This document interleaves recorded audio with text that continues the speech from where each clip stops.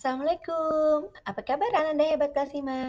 Hari ini berjumpa kembali bersama Bunda Reni, guru kelas 5 SDN Pajajaran, Kota Bogor. Kita akan mempelajari materi IPA tentang daur hidup hewan. Materi ini disampaikan dengan tujuan agar Ananda Hebat memahami daur hidup hewan beserta contoh-contohnya.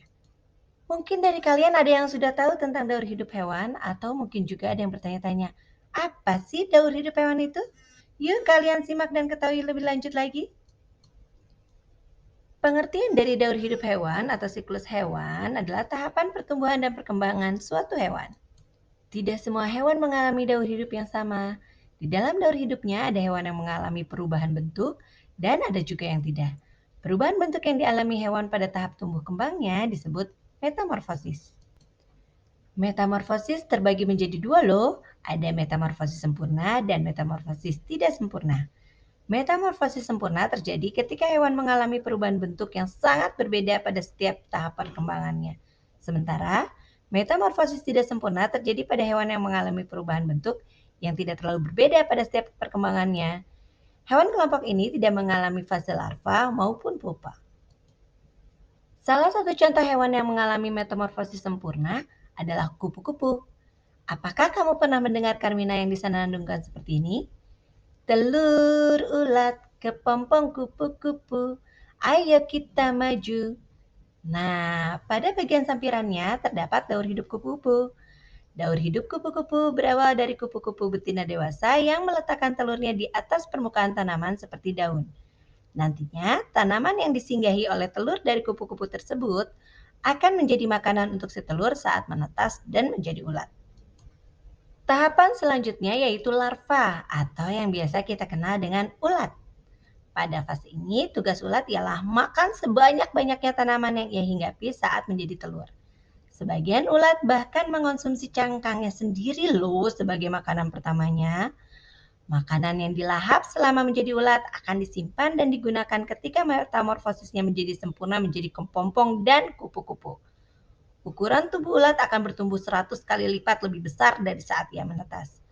Saat larva mencapai pertumbuhan maksimal, ia akan berhenti makan. Nah, ketika ia berhenti makan, kemudian ia akan mencari tempat berlindung di ranting atau daun dan membungkus dirinya sendiri dengan anyaman benang. Fase ini disebut dengan fase kepompong atau pupa. Fase ini akan berlangsung selama beberapa minggu hingga berbulan-bulan. Bahkan beberapa spesies kupu-kupu memiliki tahapan kepompong hingga 2 tahun. Umumnya, pupa berupa kertas, bertekstur halus dan berupa struktur tanpa anggota tubuh. Biasanya juga pupa berwarna hijau, coklat atau menyesuaikan dengan warna ranting dan daun yang dihinggapi. Meskipun tampak dari luar tidak terjadi apapun, namun berbagai perubahan sedang terjadi di dalam pupa. Sel khusus yang terdapat pada larva kini mulai berkembang menjadi kaki, sayap, mata, dan bagian-bagian kupu-kupu lainnya dengan pesat dan sempurna. Setelah melalui tahapan rangkaian metamorfosis tersebut, sekarang saatnya larva keluar dari pupa dan menjadi kupu-kupu. Cantik bukan? Selanjutnya, salah satu contoh hewan yang mengalami metamorfosis tidak sempurna, yaitu kecoa. Dikatakan tidak sempurna karena pada tahapan tumbuh kembangnya, kecoa tidak mengalami tahapan proses larva dan pupa.